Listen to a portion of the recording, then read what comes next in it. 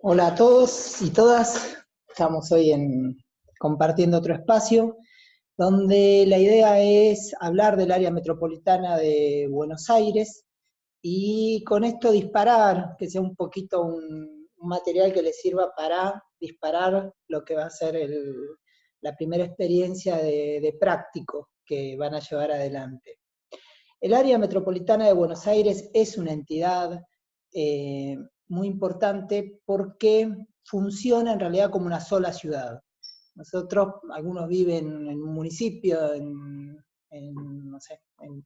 la ciudad autónoma de Buenos Aires, en Vicente López, en Quilmes, en Lanús, en Morón, pero en realidad todos formamos parte de una misma ciudad que es el área metropolitana de Buenos Aires, que algunos efectos, como el manejo de residuos, energía, generación de empleo, traslados de personas, contaminación ambiental, a todos esos efectos funciona prácticamente como una sola entidad.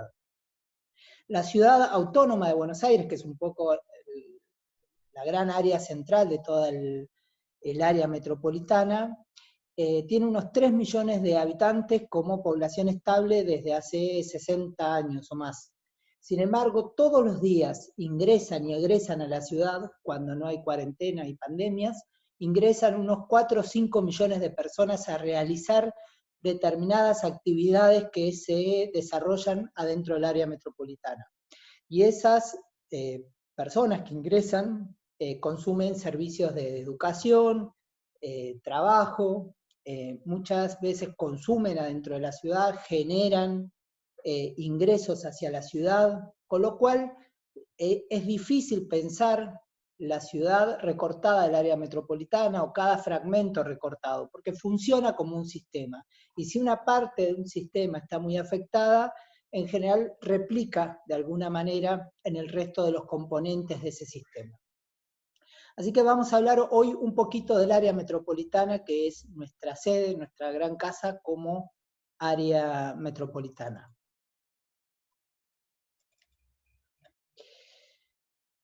El área metropolitana es una de las 25 megaciudades o áreas urbanas que supera los 10 millones de habitantes. Y hoy ese fenómeno de expansión, los círculos, los distintos colores marcan en qué momento, en qué año fueron generándose, fueron esas ciudades creciendo a más de 10 millones de habitantes. Y lo que vemos es que hoy las ciudades asiáticas son las que están creciendo más recientemente y las que tienen una tasa de crecimiento mucho más grande. Asia es el continente, Asia y África, menos urbanizados. América y Europa son continentes que ya están muy urbanizados y con tasas de crecimiento vegetativo más limitadas que las ciudades asiáticas, donde crecen, en realidad más que por crecimiento vegetativo en algunos casos, crecen mucho por proceso de urbanización. Eran sociedades que venían de tradiciones más rurales. Hacia nuestro país, a diferencia de lo que es la conformación de otros países, el área metropolitana tiene una enorme centralidad respecto al resto del país. Países como Brasil tienen sistemas de ciudades más equilibrados, entre Río de Janeiro, San Pablo como ciudad más grande, Manaus, Brasilia, Porto Alegre, son sistemas de ciudades más o menos grandes. Estados Unidos es un país también con ciudades más equilibradas, Nueva York, California, Chicago, son las ciudades de la península del sur de Miami, son ciudades que tienen un equilibrio urbano mayor. Argentina es un país con mucha centralidad, cerca de entre el 35 y el 40% de casi todos los indicadores de producción, de población, de comercio, de empleo, se generan en el área metropolitana, y quienes le siguen en prelación, que son Rosario y Córdoba, son importantes, pero son mucho más chicas, hay una enorme diferencia. La Argentina es un país muy centralizado.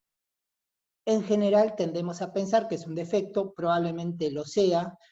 También hay que revisar eso. Requiere por ahí reflexiones menos apresuradas, pensar en el defecto. hay algunas teorías, algunos teóricos que postulan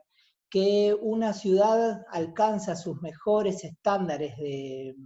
equilibrio ambiental, de matriz de insumo y producto, de generación de residuos y capacidad de asimilación, de consumo de energía y capacidad de generación, etcétera,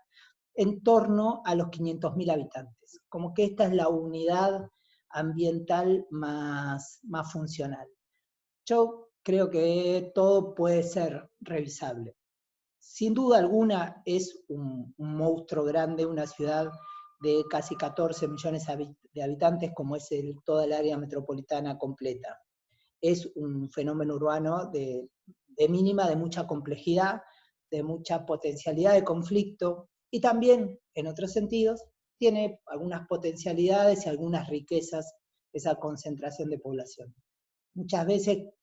tiene que ver más el cómo se vayan resolviendo esos procesos de urbanización que las cuestiones cuantitativas como términos definitivos, como una opinión personal.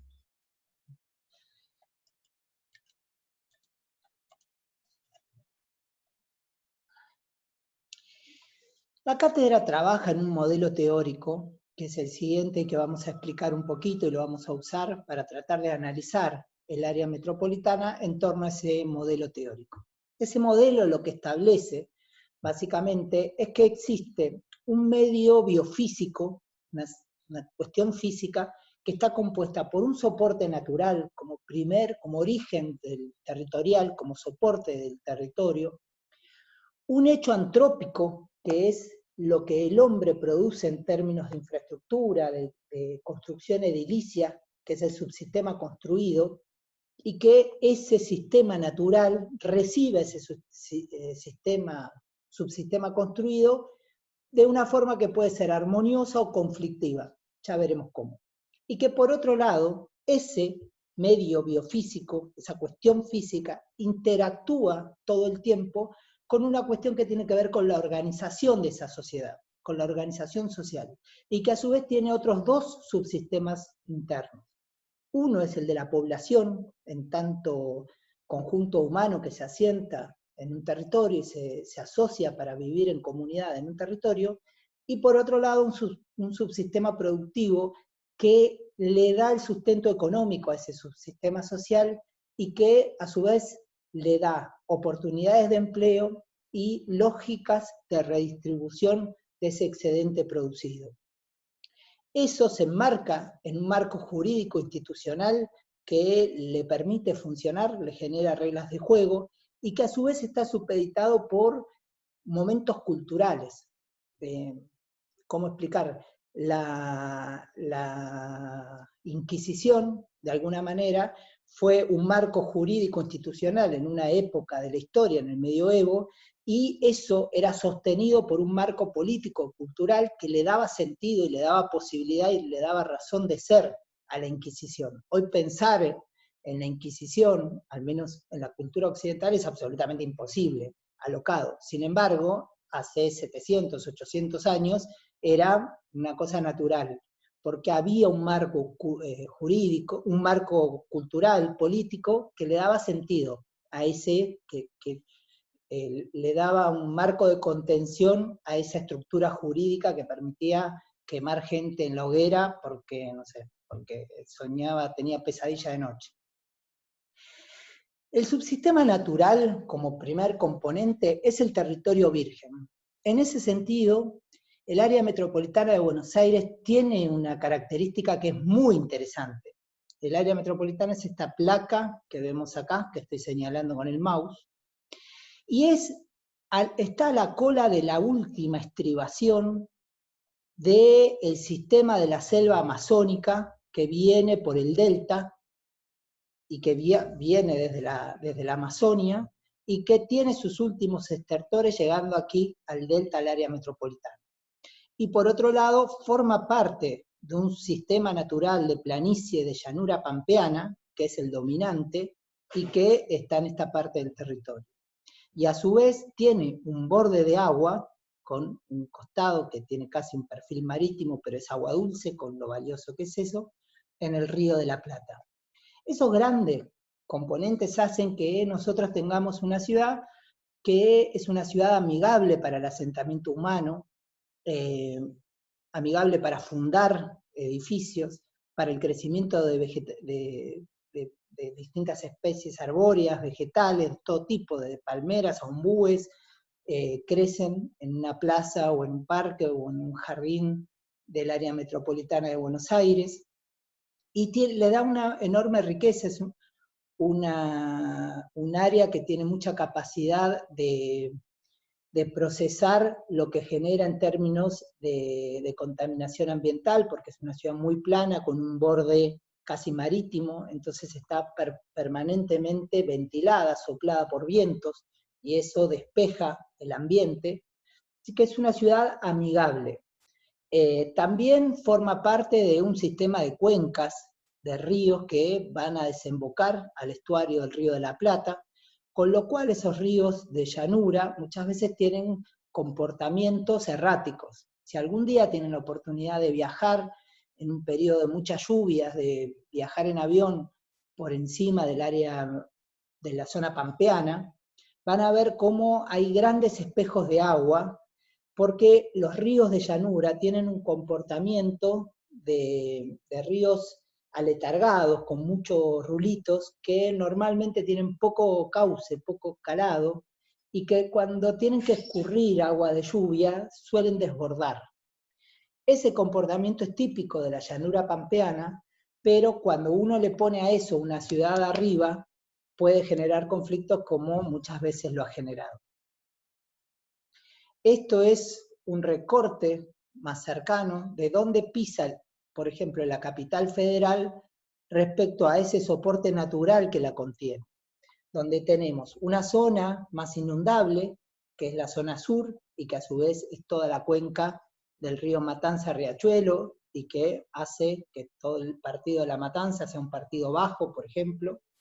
Si uno tuviera que pensar dónde está la avenida Rivadavia, es una avenida que se fue construyendo en los altos de la ciudad, por arriba de toda esta zona elevada, y la zona de Juan B. Justo, por ejemplo, que se ha inundado, es esta zona baja que está acá, que históricamente se inundaba en la ciudad, y toda la parte de atrás de los partidos de San Martín, 3 de Febrero, algo de Morón, que se inundan cerca del Reconquista, es esta cuenca de aquí. Aquí hay otra cuenca también de arroyos, baja, que son los arroyos San Francisco y Las Piedras, y que toma toda la zona de Quilmes, parte de Lanús, Lomas, etc. A esa placa natural, a ese sistema natural, le asentamos como sociedad, le vamos construyendo encima una ciudad, una gran placa de cemento que le quita, en muchos casos, su capacidad de absorción, su capacidad de desborde de los cauces cuando llueve, y que tiene que ir generando sistemas de infraestructura que permitan dialogar con esa naturaleza de una forma que depende en la forma en que se haga, y los sectores de la ciudad, suele ser armoniosa o puede ser conflictiva. Por ejemplo, cuando uno no prevé la posibilidad de esponjamiento, de retención de agua, de sistemas pluviales adecuados, ante una lluvia muy potente, uno puede tener acá una situación de conflicto en esta relación entre un subsistema natural y un subsistema construido. Uno puede construir con armonía, con respeto, con cuidado, con límites en el medio natural, y cuando uno no tiene esos cuidados, esos límites, esa inversión en infraestructura para poder atemperar los desfasajes, puede tener situaciones conflictivas que se expresan en este tipo de situación. Por otro lado está el subsistema social, que este es un mapa con la densidad poblacional del área metropolitana de Buenos Aires, en donde vivimos, estamos asentados, yo creo que la gran mayoría de los que estamos participando en la vida universitaria, por ejemplo, de la UBA, y que somos unos 14 millones de habitantes, una gran área metropolitana, y que tenemos distintas bases económicas, pero que tenemos la necesidad de poder generar un sistema de producción que permita tener que esta ecuación tenga equilibrio. tiene que haber una cantidad de empleo, una forma de redistribución de los ingresos, de modo tal que esta relación pueda ser sustentable, que pueda haber una oportunidad de desarrollo social para toda la población a partir de poder tener un lugar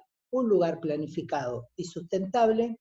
en el modo de producir y de redistribuir que tenga la sociedad.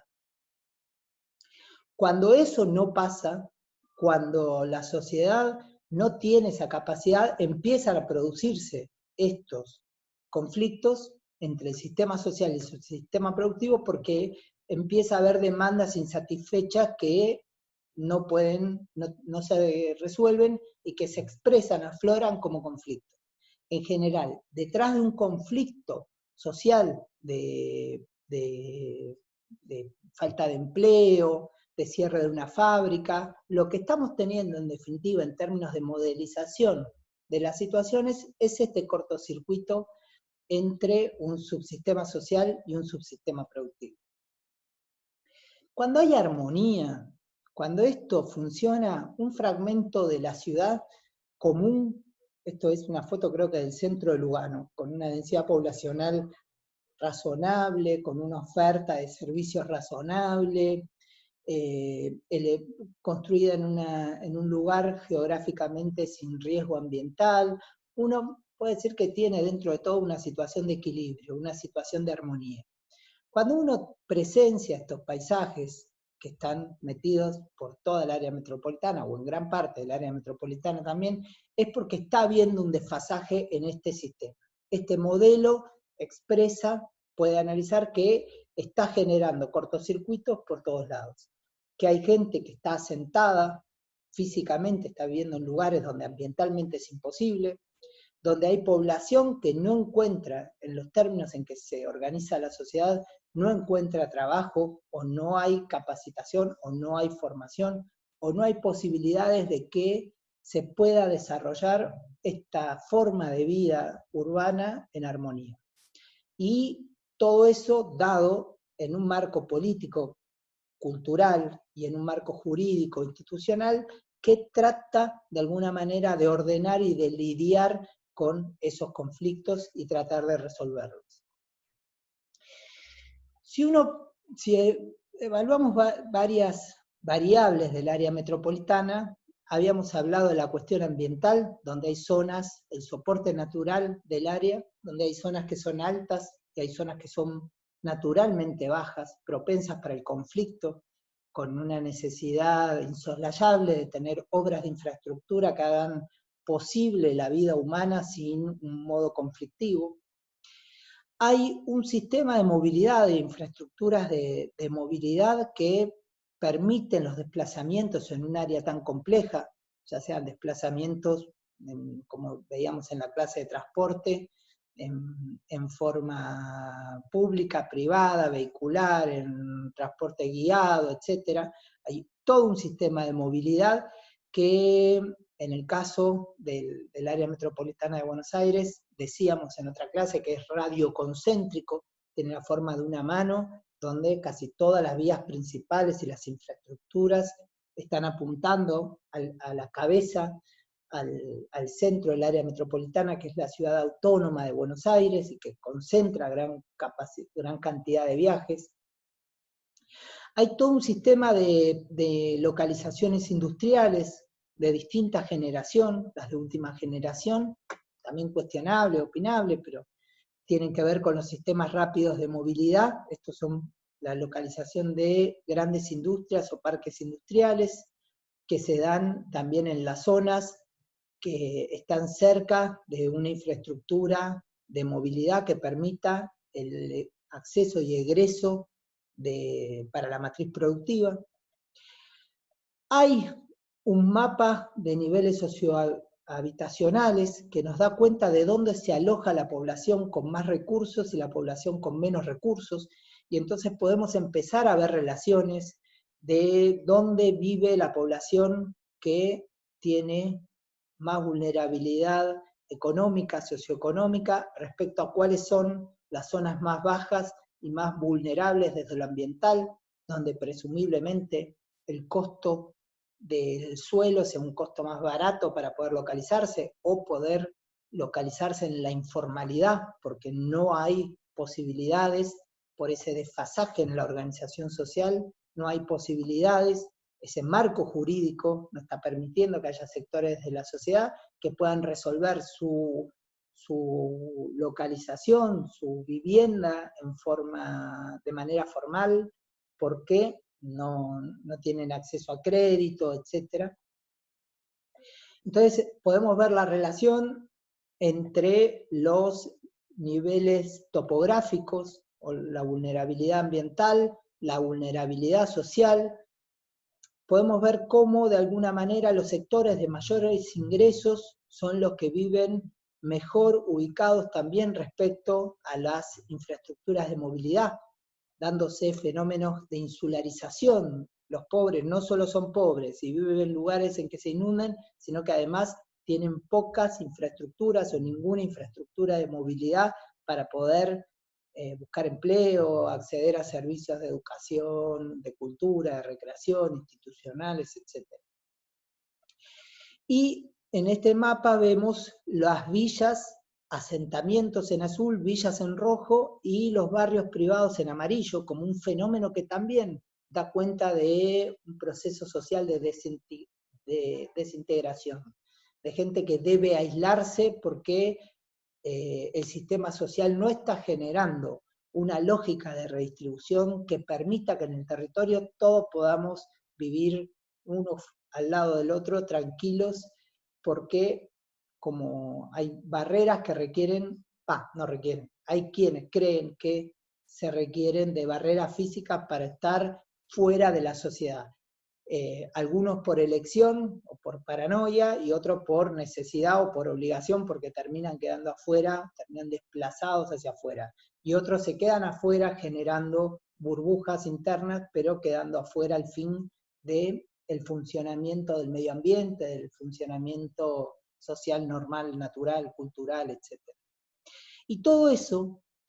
se da a su vez en un área metropolitana como la de Buenos Aires, se ve complejizado por esta situación interjurisdiccional, donde hay unos 25 municipios, más la Ciudad Autónoma de Buenos Aires, más la provincia de Buenos Aires, más la nación,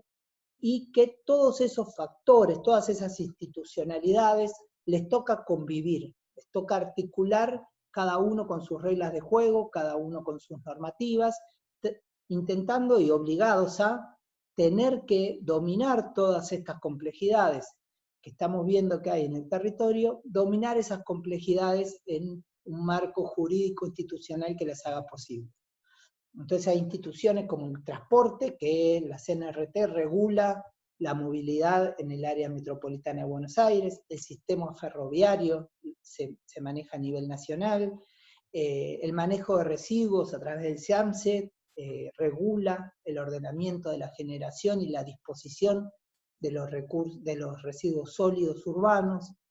Hay un montón de áreas de esta complejidad en la que estamos obligados a convivir, un montón de actividades que requieren acuerdos interjurisdiccionales o autoridades supramunicipales para poder convivir.